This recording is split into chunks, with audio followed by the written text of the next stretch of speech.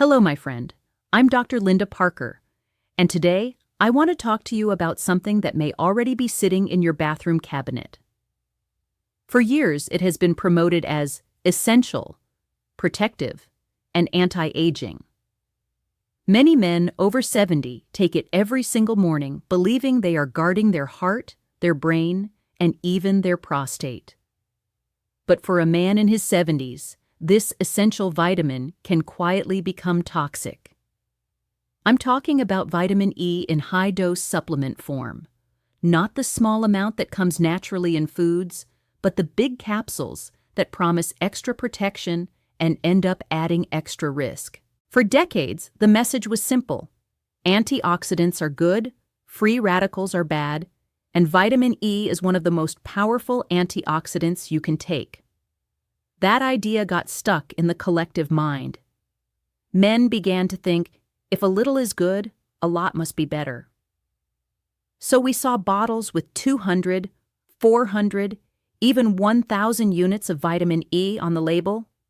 The front of the bottle used hopeful words: heart support, immune support, men's health. Very few labels were honest about the other side of the story. In an older body, especially after 70, too much vitamin E can disturb your natural balance, interact with your medication, and increase the very risks you are trying to avoid. To understand why, we need to take a calm, clear look at what vitamin E really is. Vitamin E is a fat-soluble vitamin. That means your body stores it in fat tissue and in the liver. It doesn't leave the body as easily as water-soluble vitamins like vitamin C or most B vitamins. It plays an important role in protecting cell membranes from damage, supporting immune function, and helping certain metabolic processes work smoothly. In other words, your body does need vitamin E. The problem is not the existence of this vitamin. The problem is the way it has been concentrated, packaged, and sold in doses that go far beyond what the body naturally requires. In a normal diet, you get vitamin E from foods such as almonds, sunflower seeds, walnuts, hazelnuts, spinach, avocado, and plant oils like olive or sunflower oil. When you get vitamin E this way, it arrives in a gentle, balanced package, alongside other nutrients, fiber, and healthy fats. Your body takes what it needs and quietly handles the rest. The typical daily requirement for an adult is modest, with a handful of nuts, a drizzle of oil on your salad, and some vegetables.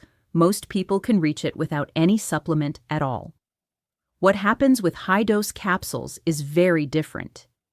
Instead of giving your body a normal daily portion, they deliver several times that amount in a single swallow, day after day, month after month, year after year. Now let's add age to the picture. After 70, your physiology changes. Your liver processes substances more slowly. Your kidneys clear things more slowly. Your blood vessels are more delicate. Your balance systems are more sensitive. On top of that, most men over 70 are taking 1, 2, or often many prescription medications: blood pressure pills, blood thinners, cholesterol drugs, maybe something for heart rhythm or diabetes. The margin for error becomes smaller.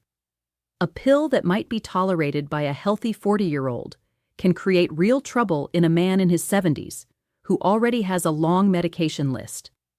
That is where high-dose vitamin E becomes more than just unnecessary and moves into the territory of potentially harmful. One of the first warning signs came from large groups of men who were followed over many years. Many of them were perfectly healthy at the beginning, just like many of you watching right now. They were not vitamin E deficient. They were not undernourished. They were taking vitamin E because they had been told it might protect their heart or reduce their risk of prostate problems. When researchers compared the men who took a high-dose vitamin E supplement every day with those who did not, a disturbing pattern emerged. The men taking the big vitamin E dose had more prostate cancer, not less. They had put their trust in a capsule that was supposed to guard a very sensitive organ, and over time, it appeared to do the opposite. For men over 70, that is not a small detail. Prostate health is one of the main concerns in this stage of life. Many men say, "If there is anything I can do to reduce my risk of prostate cancer, I'll do it." So they reach for vitamins. But the body does not always respond to our ideas in simple linear ways. More antioxidant on paper does not always mean more protection in real life. In the case of high-dose vitamin E, the relationship seems to bend in the wrong direction, especially over long periods. And because vitamin E is fat-soluble, it does not simply wash out of your system. It lingers in your tissues and in your blood, shaping your internal environment day after day. The prostate is only one part of the story. Another warning sign came from looking at overall survival. When researchers combined information from several trials and compared people who took high-dose vitamin E with people who did not, they noticed a small but real increase in the number of deaths among those taking the larger doses. In simple terms, there was no extension of life. The vitamin did not help people live longer. If anything, at higher doses, it seemed to slightly shorten life for some. No one went into those studies expecting that. But reality did not care about expectations. The point is not to scare you. The point is to correct the picture. High-dose vitamin E is not a quiet longevity pill. It is an active substance with real effects and real risks. Why would a vitamin that acts as an antioxidant create problems like that? The answer lies in balance. Your body uses reactive molecules, often called free radicals, not only as troublemakers, but also as signals. They help regulate defenses and repair processes. A certain amount of oxidative activity is normal and even necessary. When you flood the system with a strong antioxidant in large doses, you may push that delicate redox balance too far in the opposite direction. It's a bit like turning down the volume on an alarm so much that you can no longer hear it when something is truly wrong. In older men, whose repair systems are already less efficient, that blunting of signaling can have unintended consequences. There is another mechanism that matters a lot for men in their 70s: blood thinning. Vitamin E has an effect on platelets, the tiny cell fragments in your blood that help you form clots when you cut yourself. In higher doses, vitamin E can make platelets less sticky, reducing their tendency to clump together. In theory, that might sound good. Many people take aspirin or other drugs to thin the blood and reduce clotting.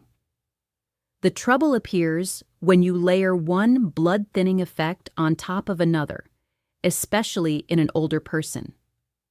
A man who already takes aspirin or a prescription blood thinner or both, and then adds a high-dose vitamin E supplement, may unintentionally increase his risk of internal bleeding.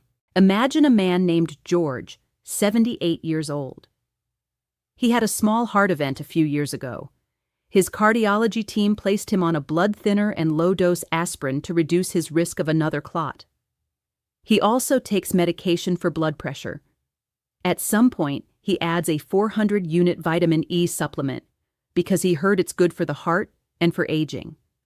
No one on his healthcare team notices for a while. Months later, George starts to bruise very easily. One day he notices his stools are dark and sticky, but he ignores it, thinking it's something he ate. By the time he feels weak enough to go to the hospital, he has lost a significant amount of blood from a slow internal bleed. Could that have happened even without vitamin E? Yes. But did the extra blood-thinning effect from high-dose vitamin E push his risk higher? Very possibly. Bleeding is not always dramatic. Sometimes it is subtle and cumulative. Nosebleeds that are harder to stop. Purple spots on the skin after minor bumps. Long-lasting bleeding from a small cut. In the brain, even a small bleed can become catastrophic, especially in someone with high blood pressure or fragile vessels. That is why I repeat this point so often to my older patients. In your 70s, no pill is truly just a vitamin. Every pill counts. Every pill interacts with the whole system. Every pill has to justify its presence. So how do you know if your vitamin E is in the safe zone or not? The first step is to actually look at the label.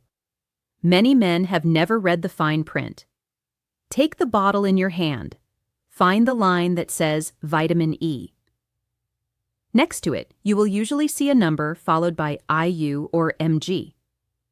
For most men over 70, the total daily intake from all supplements combined should not exceed the usual recommended amount by very much. When you see 200, 400, or more international units listed, especially in a product designed to be taken every day, you are looking at a high-dose supplement. If you also take a multivitamin, check that too. Sometimes the multivitamin already contains vitamin E, and the separate capsule is doubling or tripling your intake without you realizing it. Another key question is, are you truly at risk of deficiency? True vitamin E deficiency is extremely rare in people who eat enough and can absorb fat normally.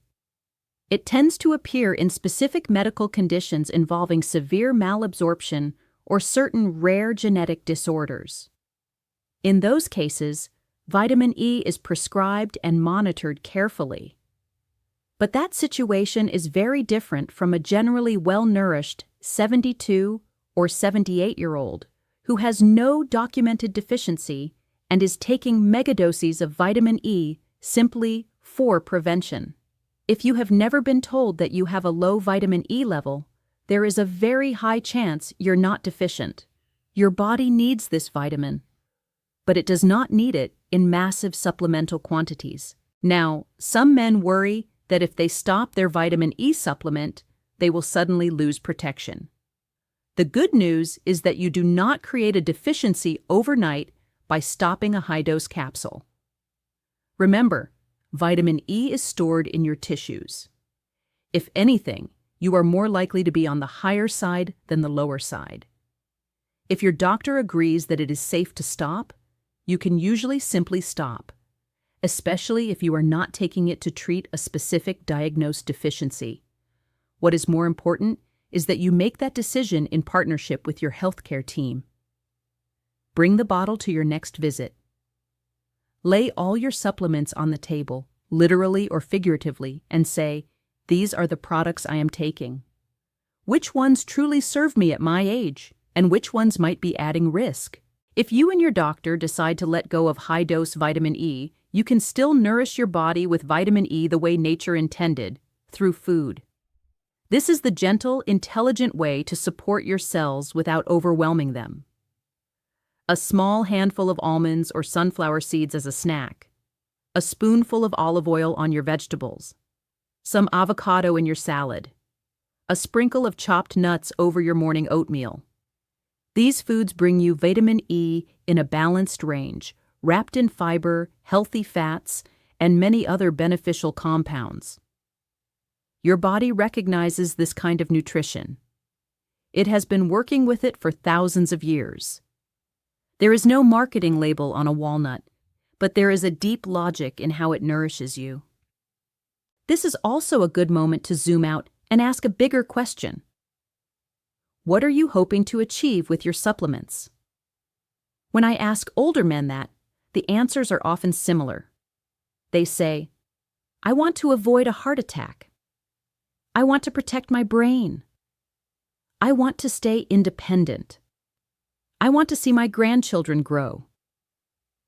These are all beautiful, important goals, but the tools that support those goals most strongly are not usually found in a vitamin bottle. Again and again, research points to simple habits: walking most days of the week, doing some strength exercises to preserve muscle, eating mostly unprocessed food, getting enough sleep, staying mentally and socially active, keeping blood pressure and blood sugar under control. Supplements may have a small role in specific situations, but they cannot replace these foundational behaviors. There is also an emotional layer to this conversation. Many men in their 70s and 80s feel that their body has become less predictable. New diagnoses appear. New pills are added. Abilities change. In that context, a supplement can feel like a gesture of control, a way of saying, "I'm doing something." So when someone suggests stopping a supplement, it can feel as if that control is being taken away. I want to offer a different perspective. You are not losing control by questioning a high-dose vitamin. You are gaining control. You are moving from blind trust in marketing to informed choice based on how your body actually works at your age. Let me share a quiet example. A man I'll call Daniel, 74 years old, came to one of my talks. Afterwards, he showed me a bag of supplements, fish oil, 2 different multivitamins, a high-dose vitamin E, an extra antioxidant blend, and a few herbal capsules. His medication list from his doctor filled half a page. We didn't judge or shame. We simply laid everything out and asked one simple question about each item. What is the clear, proven benefit for a man like Daniel at his age, and what are the potential downsides? The high-dose vitamin E had no strong argument in its favor. The potential downsides, especially with his blood thinner, were real. Over the next few months, with his physician's supervision, Daniel removed several unnecessary supplements, including vitamin E. We adjusted his habits instead. More walking, better sleep routines, a simpler, more natural way of eating. Months later, he said, "For the first time in years, my routine feels understandable. I know why I take each thing I take." That is my wish for you as well. I want you to be able to look at every pill and every capsule in your life and say, "I know exactly why this is here." If you are over 70, high-dose vitamin E should face a tough question. Does this capsule clearly help me more than it could harm me? If the honest answer is no, then it may be time to thank it for its service and let it go. Your future self will likely benefit more from a short daily walk and a handful of nuts than from a large yellow capsule that quietly thins your blood and upsets your internal balance. If I had to summarize everything in one clear line, it would be this. For men over 70, vitamin E belongs in your food, not in a high-dose pill, unless a trusted professional has a very specific reason and is watching you closely. Your body is not a laboratory for supplement experiments. It is your home. It deserves thoughtful, well-justified choices. You are never too old to revise those choices. You are never too old to open the cabinet, read the labels, and start a better conversation with your doctor.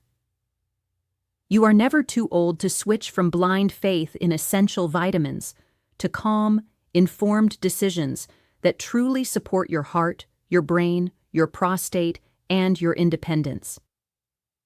If this talk has made you curious or helped you see your supplement routine in a new light, take a moment after this video to look at your bottles. Ask yourself what each one is doing for you. Bring your questions to your next appointment. And if you know another man, perhaps a brother, a friend, a partner, who is over 70 and takes just a vitamin every day without thinking about it, consider sharing this message with him. Thank you for spending this time with me. I'm Dr. Linda Parker, and it's an honor to walk alongside you as you navigate health and aging with more clarity and confidence. If you'd like to keep exploring simple, science-based ways to protect your body and mind in these later decades, feel free to stay connected, share this video, and continue the conversation. Your choices still matter deeply. And today, choosing to question that essential vitamin might be one of the most protective steps you take.